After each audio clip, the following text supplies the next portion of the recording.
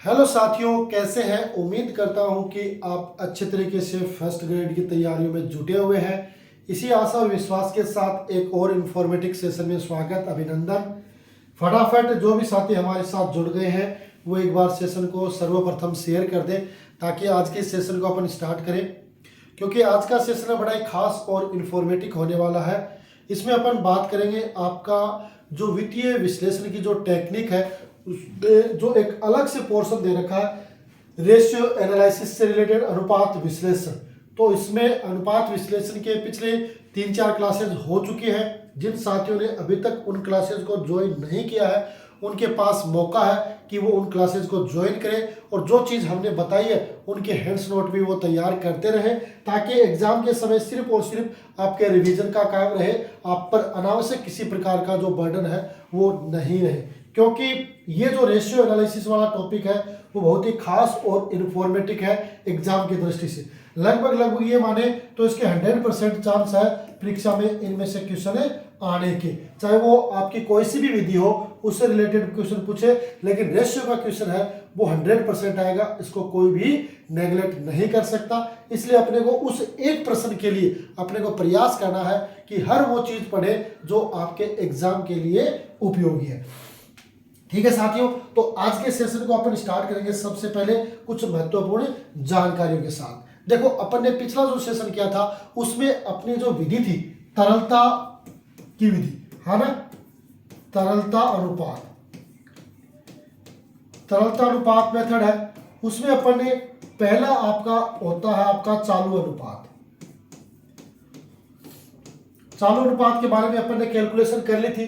चालू अनुपात का एक एग्जाम्पल भी अपने देखा था और इसका फॉर्मूला भी करंट रेशियो बराबर current assets minus current assets बटा करंट लायबिलिटीज के इक्वल अपन ने समझा भी था। अब आज के इस सेशन में जो सेकंड मेथड है आपकी, है ना, जो तरल अनुपात, जो सेकंड मेथड है वो आपकी तरल अनुपात, कौन सी, लिक्विड रेशियो से रिलेटेड है। तो ये लिक्विड रेशियो है, ये क्या होता है, कैसे इसको कैलकुलेट करते हैं, उस पे अपन आज के सेशन में बात करेंगे। कुछ इसके एग्जाम्पल है वो भी समझने का प्रयास करेंगे, क्योंकि ऐसे ही एग्जाम्पल है वो आपको परीक्षा में देखने को मिलते हैं। देखो, सबसे पहले तरल अनुपात या इसका दूसरा नाम है त्वरित अनुपात, लिक्विड रेशियो या क्विक रेशियो, जो भी आप कहें वो कह सकते हैं। परीक्षा में आपको किसी भी नाम से मिल सकता है। इसी को लिक्विड कहते हैं और इसी को क्विक कहते हैं। ठीक है, तरल अनुपात यह जानने के लिए ज्ञात किया जाता है कि संस्था अपने अल्पकालीन दायित्वों का तुरंत भुगतान कर सकती है। तुरंत भुगतान का मतलब है 3 माह, ये कैश एंड कैश इक्विवेलेंट्स होता है।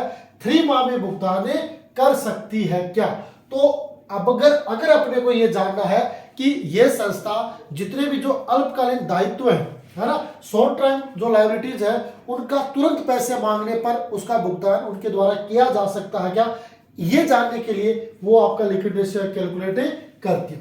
इसे त्वरित अनुपात, क्विक रेशियो, अमल परख अनुपात यानी एसिड टेस्ट रेशियो भी कहा जाता है। तो आपके इसके कितने नाम हो गए, 3 नाम हो गए। तरल अनुपात होगा, त्वरित अनुपात हो गया, एसिड टेस्ट यानी अमल परख अनुपात हो गया। इसी को इनको अलग अलग नाम से जानते हैं। आपके जो भी इच्छा उस नाम से आप पुकार सकते हो, लेकिन आपको ध्यान में रखना है कि भाई इसी के 3 नाम है। जिस तरीके आपके भी घर में नाम होते ना, आपके आधार कार्ड में अलग है, घर में आपका बोलता नाम कुछ है, यार दोस्त कुछ अलग नाम से पुकारते हैं, वही नाम इसमें है कि भाई आप उसे तरल अनुपात कह दो, त्वरित अनुपात कह दो या अमल परख अनुपात कह दो, ये एक ही नाम है।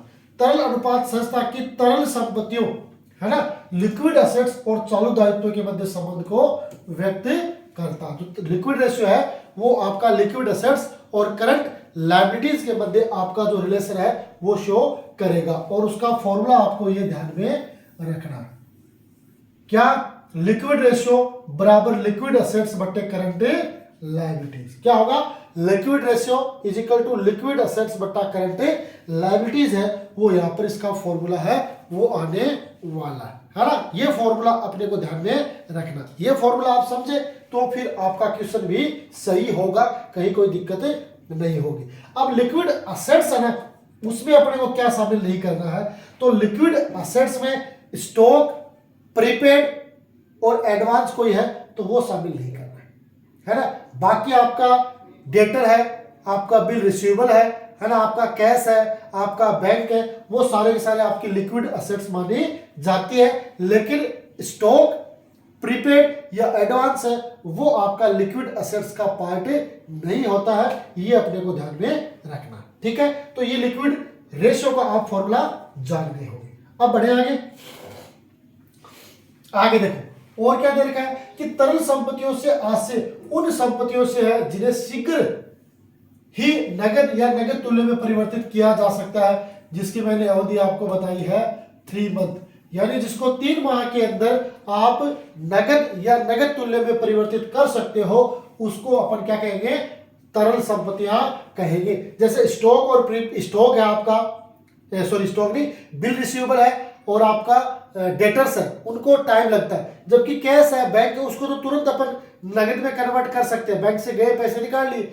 लेकिन रोकड़ तुल्य में अपन डेटर को भी शामिल करते हैं, बिल रिसीवेबल को भी शामिल करते हैं, और उनके लिए जो अवधि बताई गई है वो 3 मंथ बताई गई है कि 3 महीने में आप जिसको कन्वर्ट कर सकते हो, किसमें, नगद या नगद तुल्यों में, वो आपका तरल संपत्ति का एग्जाम्पल होगा, ठीक है।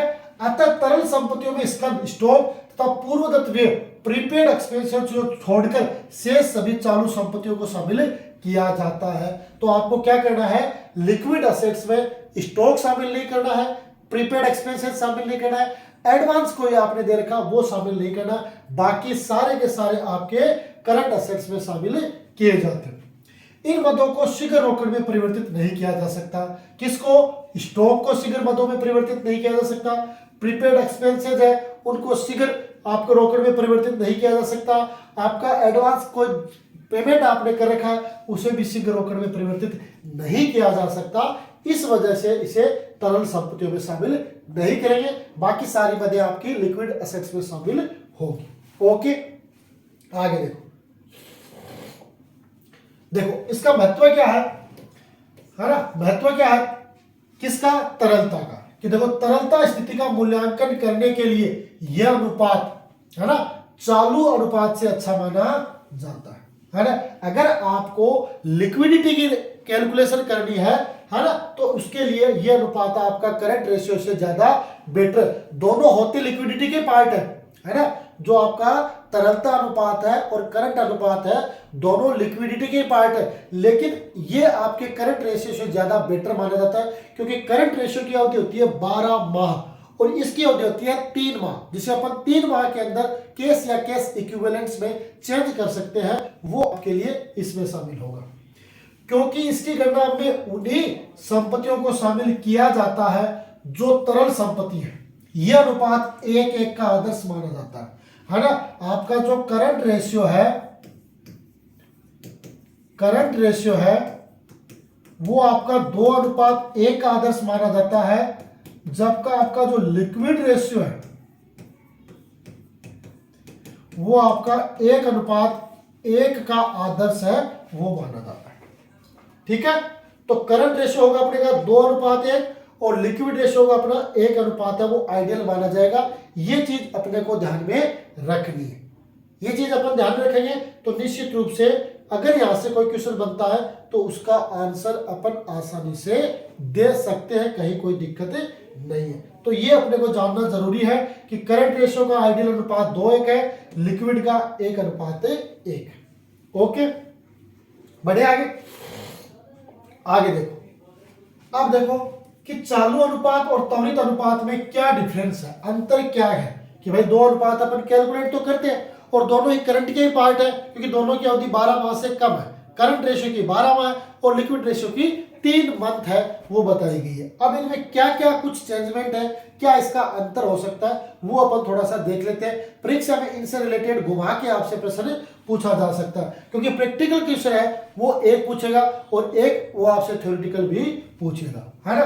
पहला संबंध, है ना, रिलेशन, कि चालू अनुपात है वो चालू संपत्तियों और चालू दायित्व के बीच प्रकट संबंध को प्रकट करता है। करंट रेशियो है वो करंट एसेट्स और करंट लायबिलिटीज के मध्य संबंध प्रकट करेगा, जबकि तरल अनुपात है वो तरल संपत्तियों और चालू दायित्व के मध्य संबंध को प्रकट करता है। समझ गए मेरी बात, है ना? बहुत ज्यादा लंबी चौड़ी बात नहीं है। चालू अनुपात है वो चालू संपत्ति और चालू दायित्व के मध्य होगा, और आपका तरल अनुपात है वो तरल संपत्ति और चालू दायित्व के मध्य होगा। ये इसका थ्योरेटिकल क्वेश्चन है, वो कथन कारण बना के आपसे पूछ सकता है। दूसरा ऑब्जेक्टिव, है ना? चालू अनुपात का उद्देश्य यह जांच करना है, क्या? चालू अनुपात का उद्देश्य यह जांच करना है कि संस्था अपने चालू दायित्व का 1 वर्ष में भुगतान कर सकती है या नहीं, है ना? जबकि जो तरल अनुपात है उसका उद्देश्य है कि संस्था अल्पकाल में यानी कैश एंड कैश इक्विवेलेंट्स में भुगतान कर सकती है या नहीं। इसका होगा चालू दायित्व का 1 वर्ष में भुगतान, और उसका होगा 3 माह के अंदर भुगतान कर सकती है या नहीं। ये जांचना इन दोनों अनुपातों का उद्देश्य होता है। ओके। नंबर पॉइंट 3, आदर्श अनुपात आइडियल रेशियो। आपको पता ही है चालू अनुपात का आदर्श रेशियो 2:1 है, और तरल अनुपात का अनुपात है वो 1:1 है, वो आइडियल माना गया है ना? ये अपने को ध्यान में रखना। चौथा, सही स्थिति। चालू अनुपात संस्था की सही तरलता स्थिति को प्रकट नहीं करता है ना? करंट रेशियो है वो संस्था की तरलता की सही स्थिति को प्रकट नहीं करता है, क्योंकि चालू संपत्तियों में स्टॉक और प्रीपेड एक्सपेंसेस शामिल होते हैं, जबकि तरल अनुपात सही तरलता की स्थिति को प्रकट करता है, क्योंकि इसकी गणना में स्टॉक और पूर्ववर्तियों को शामिल नहीं किया जाता है। इस वजह से आपका जो सही स्थिति है वो कौन प्रकट करता है? लिक्विडिटी रेशियो वो प्रकट करता है, क्योंकि इसमें स्टॉक और प्रीपेड को शामिल नहीं किया जाता है, जबकि इसमें स्टॉक और प्रीपेड है वो शामिल होता है। ठीक है, यहां तक क्लियर है? यहां तक सारी बातें मेरे हिसाब से अब क्लियर हो गई होगी सारे साथियों के, कि भाई लिक्विडिटी रेशियो में अब किसी प्रकार की उनकी कोई हेजिटेशन नहीं होनी चाहिए। हर बात जो आपके एग्जाम में शामिल हो सकती है उनको यहाँ पर एक्सप्लेन करने का प्रयास किया है, ताकि हर चीज वो आपको समझ में आए और आप आसानी से उसका जवाब है वो दे सके। ठीक है, ओके। आगे देखो, अब देखो एक एग्जाम्पल दे रखा है कि चालू अनुपात और त्वरित अनुपात का आपको परिकलन करना है ना? चालू अनुपात और तरल अनुपात का आपको परिकलन करना है। देखो पहला ए में पूछा आपको, है ना? ए में फर्स्ट आपसे पूछा है करंट रेशियो। इसका फॉर्मूला क्या है? करंट असेट्स बटा करंट लायबिलिटीज, है ना? ये फॉर्मूला। अब देखो इसमें आपको करंट असेट्स दिख रहा आ गया। उससे पहले मैं आपको एक चीज बताऊं कि देखो अगर अपने को यहां पर देखो आप कि अगर अपने को वर्किंग कैपिटल निकालनी है ना? अगर अपने को वर्किंग कैपिटल निकालनी है तो current assets minus current liabilities, है ना? वर्किंग कैपिटल निकालनी, current assets minus current liabilities. अगर अपने को करंट असेट्स निकालनी है तो अपने को क्या करना है? Current liabilities plus working capital. अगर अपने को करंट लायबिलिटीज निकालनी है ना, तो current assets minus working capital. ये 3 पॉइंट वो अपने को ध्यान में रखना है। अगर वर्किंग कैपिटल निकालनी है तो current assets minus current liabilities कर देंगे। अगर अपने को करंट असेट्स निकालनी है तो करंट लायबिलिटीज में वर्किंग कैपिटल जोड़ देंगे, और अगर अपने को करंट लायबिलिटी निकालनी है तो करंट असेट्स में से वर्किंग कैपिटल घटा देंगे। अब देखो इसमें क्या है कि करंट असेट्स दे रखी है अपने को 2 लाख, स्टॉक दे रखा अपने को 1 लाख, वर्किंग कैपिटल दे रखी है अपने को कितनी? 1,20, है ना? अब यहां पर अपने पास करंट असेट्स तो दे रखी है लेकिन करंट लायबिलिटीज नहीं दे रखी है ना? करंट असेट दे रखी है, करंट लायबिलिटीज नहीं दे रखी है, और यहां पर बैलेंस शीट भी नहीं बन सकती क्योंकि लायबिलिटी साइड की मद ही नहीं दे रखी है। तो यहां पर इनमें से कौन सा फॉर्मूला लागू हो सकता है करंट लायबिलिटीज निकालने के लिए? तो देखो करंट लायबिलिटी निकालने के लिए ये फॉर्मूला लागू होता है ना? क्या करेंगे कि भाई करंट लायबिलिटीज बराबर करंट असेट्स। करंट असेट्स कितनी अपनी? 2 लाख माइनस 1,20 वर्किंग कैपिटल कितनी है 120, तो करंट लायबिलिटीज कितनी आ गई 80,000। तो यहां पर अपन लिख देंगे 2 लाख बट्टे 80,000। ठीक है, 1 2 3 4, 1 2 3 4। अब इनका अनुपात क्या आ जाएगा, क्या आएगा 8 दूनी 16, तो 2 और 8 पंजे 40, तो 2.5:1 है वो इनका रेशियो आ जाएगा। 2.5 इनका रेशियो आ जाएगा। इसी में सेकंड पार्ट क्या पूछा है,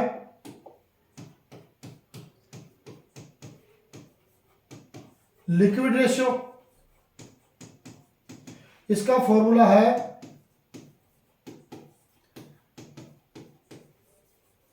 लिक्विड असेट्स बटा करंट लायबिलिटीज। अब देखो इसमें करंट असेट्स है 2 लाख, स्टॉक है 1 लाख। तो मैंने आपको बताया था कि अपनी जो लिक्विड असेट्स होती है उसमें स्टॉक शामिल नहीं होता। तो यहाँ करंट असेट टोटल 2 लाख है, जिसमें 1 लाख है स्टॉक भी शामिल है, तो ये 1 लाख कम कर देंगे, है ना। तो 1 लाख कम करते ही अपने पास 1 लाख कम करते ही अपना करंट लिक्विड असेट्स कितनी हो जाएगी 1 लाख। और अब अपने पास करंट लायबिलिटीज 80,000 है ही ऑलरेडी, कहीं कोई दिक्कत नहीं है। भाग देंगे तो ये 4 से ये 4, 1 पॉइंट, फिर बच गए 20, 8 दूनी 16, 4 5, तो 1.25:1 है वो इसका आंसर आ जाएगा। ठीक है, अब देखो बी पॉइंट। बी पॉइंट का पहला चीज वही है कि भाई अपने को करंट रेशियो बताना है, करंट असेट्स बटा करंट लायबिलिटीज, है ना। अब देखो इसमें लिक्विड असेट्स अपनी 1 लाख, स्टॉक है अपना 15, प्रीपेड है अपना 5,000 और वर्किंग कैपिटल है 64,000। अब देखो इसमें मैंने बताया था कि भाई लिक्विड में स्टॉक और प्रीपेड जोड़ देंगे तो अपने पास से करंट असेट्स आ जाएगी। तो 1 लाख 15 1 15 और 5,000 1 20, तो अपने पास से करंट असेट्स कितनी होगी 1,20,000। अब अपने पास वर्किंग कैपिटल है 64,000, है ना। तो ये फॉर्मूला लागू हो जाएगा कि अपने को क्या चाहिए, वर्किंग कैपिटल है और लिक्विड है। अपने को क्या चाहिए, अपने को क्या चाहिए भाई, अपने पास दो चीज आ गई कि भाई अपने पास करंट असेट्स आ गई, तो ये करंट असेट्स है ना, और एक अपने पास वर्किंग कैपिटल है ना, और तो ये वर्किंग कैपिटल, इसमें भी लायबिलिटी चाहिए। तो वही बात होगी कि भाई 1,20,000 अपनी क्या है करंट एसेट्स है, उसमें से आपकी वर्किंग कैपिटल 64,000 घटा दो तो कितने आ गए 56,000 आ गए, है ना। तो ये आ गए आपके 56,000। अब इसमें भाग दे दो, है ना, 56,000 में भाग देंगे तो 1 पॉइंट, है ना, 56 और 56 112, तो 2 आ जाएगा, 56 और 56 2, और फिर बच गए आपके 8, तो 1.80, तो 1 पॉइंट समथिंग आएगा 1, ये इसका रेशियो आ जाएगा। 1.1:1 इसका आ जाएगा। दूसरा पूछा इसी में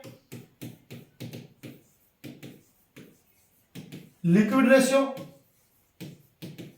जिसका फॉर्मूला है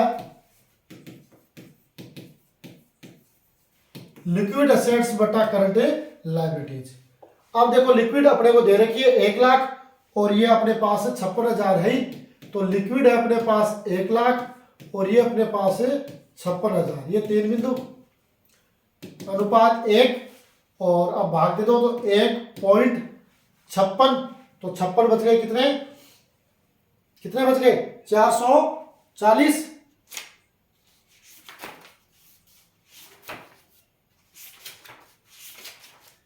कितने बच गए,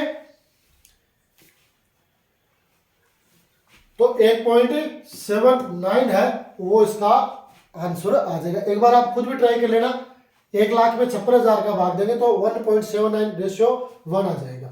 ठीक है, अब सी पॉइंट, सी में भी आपसे पूछा है करंट रेशियो, वही करंट असेट्स बटा करंट लायबिलिटीज।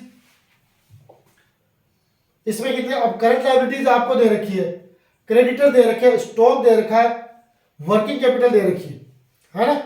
अब इसमें यही फॉर्मूला लागू हो जाएगा कि अपने को करंट असेट्स ये ज्ञात करनी है, तो क्या करेंगे, करंट लायबिलिटीज में वर्किंग कैपिटल जोड़ देंगे। करंट लायबिलिटीज कितनी अपनी 1 लाख और वर्किंग कैपिटल 3 लाख, तो 3 + 1 तो कितनी होगी 4 लाख। करंट लायबिलिटीज अपने पास 1 लाख है, तो 4:1 हो जाएगा। और फिर लिक्विड रेशियो,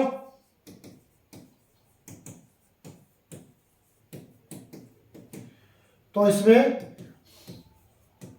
लिक्विड असेट्स बटे करंट लायबिलिटीज। लिक्विड कितनी है, अब इसमें लिक्विड नहीं दे रखी है ना। करंट लायबिलिटीज दे दी, क्रेडिटर स्टॉक दे दिया है ना। तो अब लिक्विड स्टॉक है, तो अपने पास करंट असेट्स कितनी है टोटल 4 लाख।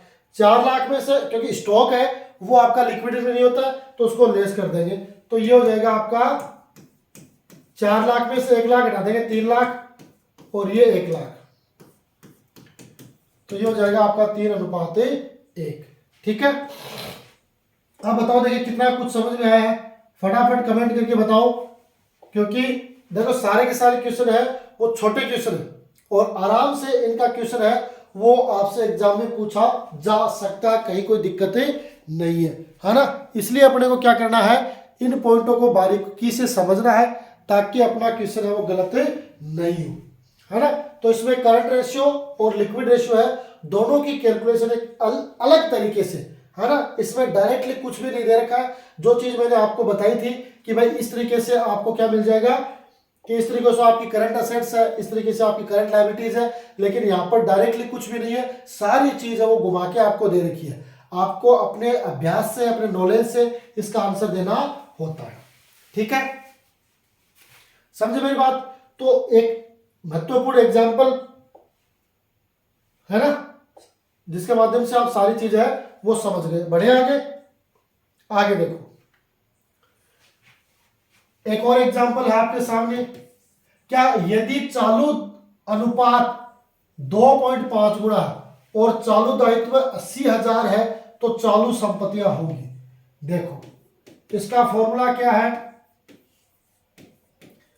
करंट रेशियो बराबर करंट असेट्स बटा करंट लायबिलिटीज। अब यहां पर अपने को रेशियो दे दिया, तो 2.5 गुणा बटा 1 बराबर करंट असेट्स अपने को नहीं दे रखी है तो करंट असेट्स, करंट लायबिलिटीज अपने को 80,000 दे रखी है तो 80,000 बराबर आ गया, तो वज्र गुणा है वो हो जाएगा, है ना। तो इसको 1 से गुणा करेंगे तो करंट असेट्स, 80,000 को 2.5 से गुणा करेंगे तो कितने हो जाएंगे, 8 दूनी 16 और 40 यानी 2 लाख। ठीक है, ये इसका आंसर हो जाएगा। कितना सिंपल आंसर है, फटाफट इसका आंसर है आपके सामने है। सिर्फ और सिर्फ आपको पैटर्न है वो पता होना चाहिए। 2 नंबर क्या कह रहा है कि चालू दायित्व की गणना करनी है, चालू संपत्ति आपको दे रखी है 5 लाख, चालू अनुपात है 2 गुना। तो देखो इसी का भी फॉर्मूला उसी तरीके से काम में लेना है, करंट रेशियो बराबर करंट असेट्स बटा करंट लायबिलिटी। अब यहां पर रेशियो क्या दे रखा है, चालू अनुपात 2 गुना है, यानी चालू अनुपात तो 2/1 है ना, बराबर अब करंट असेट्स कितनी है 5 लाख।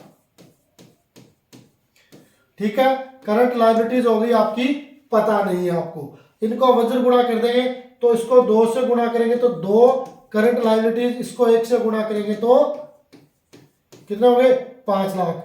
अब करंट लायबिलिटीज बराबर 5 लाख में 2 का भाग देंगे तो करंट लायबिलिटीज बराबर कितने आ जाएंगे 2,50,000। तो ये इसका आंसर हो जाएगा। समझ आई, समझे ना मेरी बात। तो सिंपल क्वेश्चन है, एग्जाम में पूछे जाते हैं, चाहे आपका कोई भी कंपटीशन एग्जाम हो, चाहे आपके यूजीसी नेट हो, चाहे आपका फर्स्ट ग्रेड कॉमर्स हो, जूनियर अकाउंटेंट हो, अकाउंट जो लेखा सहायक है, अकाउंट असिस्टेंट की एग्जाम हो, केवीएस की हो, नवोदय विद्यालय की हो, ईएमआरएस की एग्जाम हो, आपकी जो कोऑपरेटिव बैंक है उसमें जूनियर अकाउंटेंट की एग्जाम है, उन तमाम एग्जाम में ऐसे क्वेश्चन है वो आपको देखने को मिलते हैं। तो इसलिए आपको इन पॉइंटों को गहराई से समझना और समझने का प्रयास भी करना है। ठीक है, ओके, बढ़े आगे। आगे देखो, एक और एग्जांपल दे रखा है कि निम्नलिखित सूचनाओं से आपको लिक्विडिटी रेशियो ज्ञात करना है, जिसमें आपको करंट लायबिलिटी दे रखी है, करंट असेट दे रखे हैं, स्टॉक दे रखा है, अग्रिम कर और पूर्वदत्त दे रखा है ना। सिर्फ और सिर्फ इसमें आपको क्या ज्ञात करना है, लिक्विडिटी रेशियो।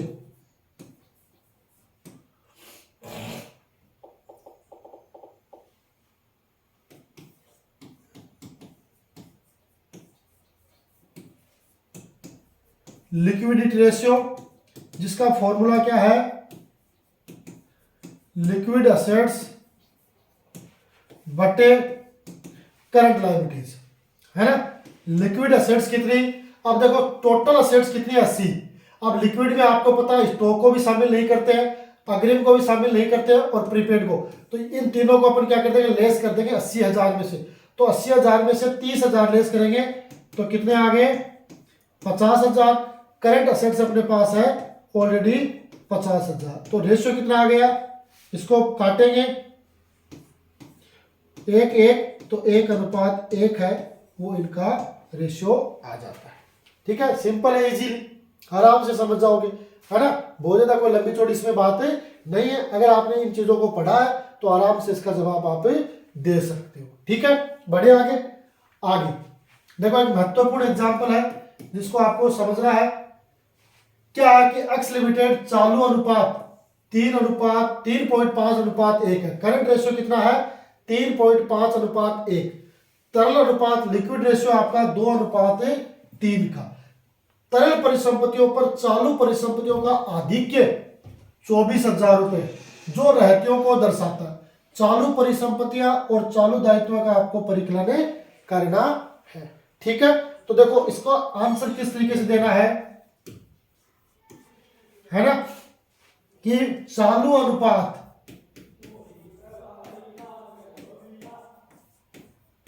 क्या है, चालू अनुपात इनका क्या दे रखा है, 3.5:1 दे रखा है। ठीक है, दूसरा दे रखा है अपने को तरल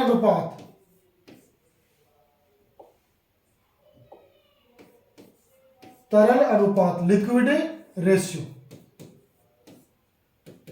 लिक्विड रेशियो दे रखा अपने को 2:3। ठीक है, ये दे रखा है। अब अपने को इसकी कैलकुलेशन करनी पड़ेगी। माना चालू दायित्व, चालू दायित्व किसको माने, एक्स को। ठीक है, माना चालू दायित्व, ठीक है, एक्स, क्योंकि लायबिलिटीज के बारे में हमें पता नहीं है। फिर चालू संपत्ति, क्योंकि ये अनुपात है चालू अनुपात का, तो ये 1 है तो 3.5 है, और ये अक्स है तो ये कितना हो जाएगा, 3.5 अक्स, है ना। चालू संपत्ति कितनी होगी, 3.5 अक्स। तो तरल अनुपात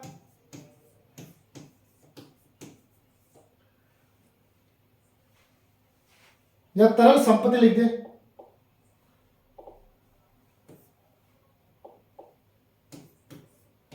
तरल संपत्ति तरल अनुपात में 2 है ना, तो ये क्या हो जाएगी, 2x होगी ना, है ना।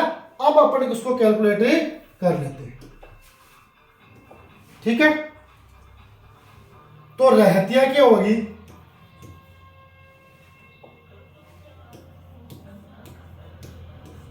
स्टॉक क्या होगा,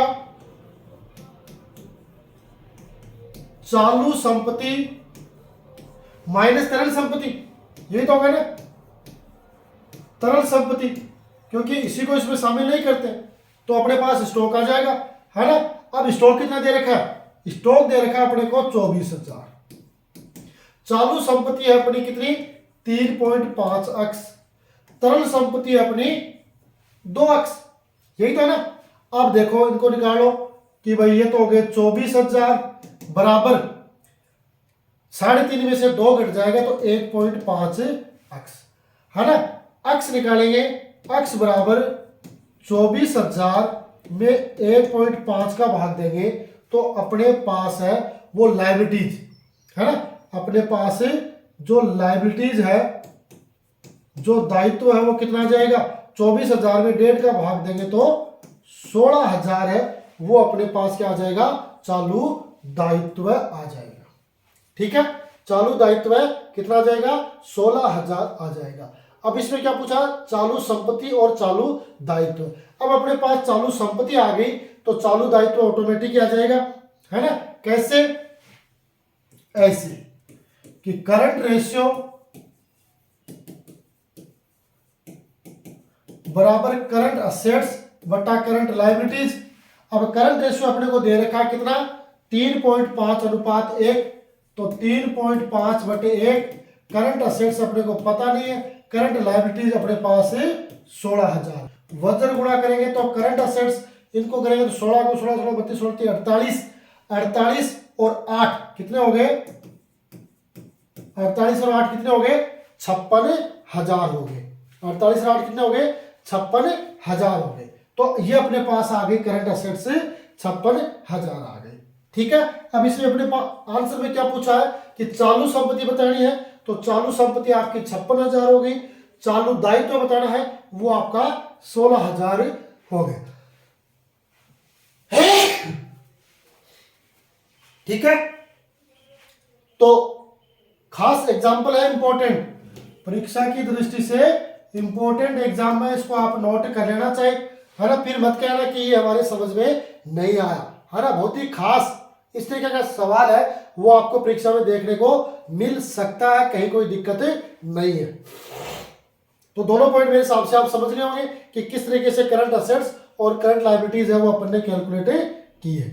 ठीक है, तो बताओ फटाफट आज का सेशन कैसा लगा, कमेंट बॉक्स में कमेंट करके बताओ फटाफट। जो भी साथी हमारे साथ जुड़े हैं, चाहे मैं ये नहीं कहता तो हजारों जुड़े, 1 2 4 जितने भी साथी अपने साथ जुड़े वो सारे एक बार कमेंट करके बताएं कि आज का सेशन कैसा रहा, और आप परीक्षा की तैयारियों में आगे और कौन कौन से टॉपिक है वो चाहते हैं वो भी बताएं। साथ में आपकी तैयारी कैसी चल रही है उसके बारे में लगातार अवगत करवाते रहें, ताकि हम आपको और भी अच्छे तरीके से गाइड कर सके, क्योंकि पढ़ने के लिए मैटर बहुत ज़्यादा है, समय बहुत ही कम है। इस कम समय में बेहतरीन तैयारी कैसे कर सके उस पर अपने को रणनीति बनानी है, और कम समय में इस समय का सदुपयोग करते हुए अपने को 2025 में गजेटेड ऑफिसर बनना है। जो हमारा टारगेट है, टारगेट RES, उसको अपने को पूरा करना है और अपने सपने हैं वो साकार करने हैं। ठीक है साथियों, तो ये था आज का शानदार सेशन। अगर आपको अच्छा लगा तो जरूर आज के सेशन को लाइक करें, सेशन को शेयर करें, और जो भी साथी पहली बार जुड़े हैं वो सब्सक्राइब जरूर करें, ताकि इस तरीके की जो क्लासेज है जिसको आपके इस ऑनलाइन प्लेटफॉर्म पे आपको उपलब्ध होती है वो लगातार आपको मिलती रहे। इसी आशा और विश्वास के साथ आज के सेशन में इतना ही, मिलेंगे अगले सेशन में। Good bye.